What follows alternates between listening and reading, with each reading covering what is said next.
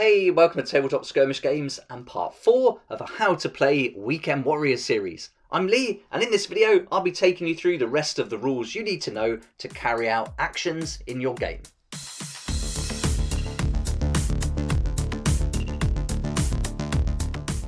So far we've covered key concepts, getting started, and everything you need to know for rounds, activations, and an introduction to actions. We've also looked at movement and climbing, but now it's time to look at the rest of the actions that you can carry out as part of your game. The first action we'll look at in this video is sliding, and sliding is going to cost you 1 action. You can add special features to your terrain pieces, such as ropes, slides, and pipes, and warriors can slide down these features without taking a falling penalty. Sliding does not cost any movement inches, but it will cost you that 1 action. So with that in mind, if you make a slide that's 6 inches long or even 8 inches long, your warrior can move freely down that for just that 1 action cost. To slide, your warrior must start the slide in base contact with the top of the feature and end the slide in base contact at the bottom of the feature. I think this is a really fun rule to include. It's optional, as with many of the other rules in the game, but I think this really adds a lot of fun and you can start moving around all that awesome terrain really quickly. Next, let's look at pushing, and the push action costs 1 action.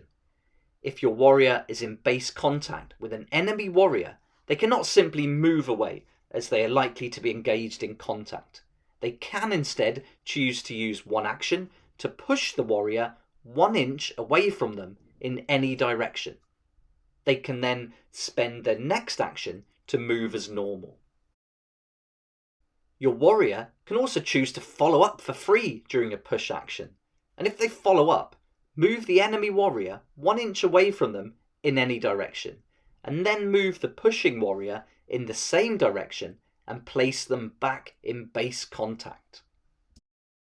As with all actions, your warrior can use a push action as many times as they like, as long as they have enough actions remaining. And if your warrior pushes another warrior and they fall, then falling rules will apply. Sometimes your warriors will need to pick something up. This can often be free, but usually it comes at a cost of 1 action. When a warrior picks up an item, it's classed as carrying that item, and you can just place it on their warrior card just so you can keep a record of what they have. There may be times where your warrior won't want to do anything, so if your activated warrior has actions remaining, but you do not want to do anything further with them, you can simply choose to end their activation and pass. Now let's look at healing, and healing is going to come at a little extra cost. This is going to be 2 actions, and any warrior can heal themselves or another warrior. Use your 2 actions to carry out a heal, and healing must adhere to the following rules. Your warrior must be carrying a Medipack or potion, or the warrior they are healing must be carrying a Medipack or potion. Your warrior must be in base contact with the warrior they want to heal. Healing will increase the warrior's health by 1 heart. And finally, if a warrior is reduced to 0 hearts, they cannot be healed and are removed from the battlefield. Medipacks or potions can be found or bought from the merchant, but if you take a medic into battle, this is going to dramatically help with healing, as they can carry unlimited medipacks as one of their abilities. Now let's look at Overwatch, and Overwatch is a handy way to potentially inflict some minor damage on your enemy and make them think twice about breaking cover. But if you feel this is too complicated for younger players, then simply leave it out from the game, because this could be one of the more complicated rules out of them all.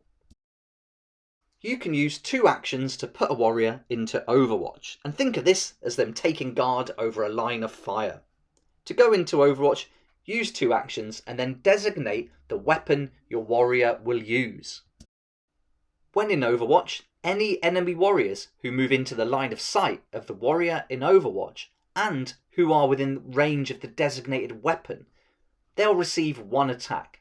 However, an Overwatch attack only allows 1 dice to be rolled for that weapon, regardless of its attack characteristic. There's a few things we need to consider with Overwatch, and the first is continuous movement. Overwatch applies to each continuous movement action.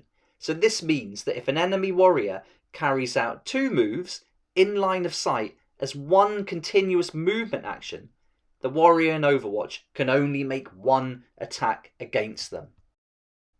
But a normal movement will be different. If an enemy warrior makes a move into the Overwatch warrior's line of sight, then carries out an attack, then makes another move that is still in the line of sight, the warrior in Overwatch can make 2 attacks against them, 1 attack for each movement.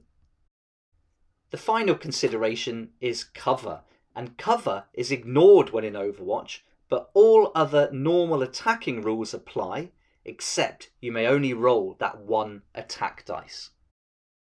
Now let's move on and look at searching, and searching is going to cost 1 action. Skirmishes can include crates and chests that your warriors can search for useful items. You can represent these crates and chests with toys, paper drawings, pieces from other games, or have fun crafting your own. This is a great part of the game, and you can add crates or chests to any of your skirmishes. I recommend using between 1 and 4 and then randomly space them across the battlefield. Keep it quite even, but just put it in places where you think they would belong. To carry out a search action, use 1 action, then roll 1d6. If the result equals or beats the warrior's reaction characteristic, then they fail to find anything. If the result is less than the warrior's reaction characteristic, then they do find something. You can see here that the higher the reaction characteristic, the better. And as the armour dictates this reaction, the idea here is that the lighter armour allows a warrior to be more nimble in the search, and so they've got a better chance of finding things in their time. If they are successful in their search, you can roll once on the searched item table, which is in the back of the book, or from additional tables as they're released with different campaigns. And then you can add that item or condition to the warrior card of the warrior who carried out the search. But if the search is unsuccessful, your warrior fails to find anything, nothing happens, and they carry on with their activation. They may use another action if they have any left to carry out another search if they want to. We've nearly covered all of the actions now, and all that's remaining to go over is the attack action and the attack action sequence, and then we'll also look at line of sight and cover and how to deal with damage. But we'll do that in the next video. So come and join me for part 5 of the How to Play Weekend Warrior series, where we'll go through everything you need to know to make some attacks. I hope this video was helpful, and I can't wait to see you in the next part of this How to Play Weekend Warriors series. But for now, thanks so much for watching. Please like if you like it, subscribe for more videos like this, and don't forget to hit that notification bell to join me next time on Tabletop Skirmish Games. If you'd like to get some awesome benefits and support the channel as well, then you can join my Patreon page from as little as £3 per month, and you'll get some great benefits including skirmishes each month, 1 for sci-fi, 1 for fantasy, lots of other freebies as well. And if you join at the top level, the £10 per month level, you'll get a free PDF copy of the book. So I'll put a link in the description below for you to check it out and see if you're interested, and it'd be great to see you there.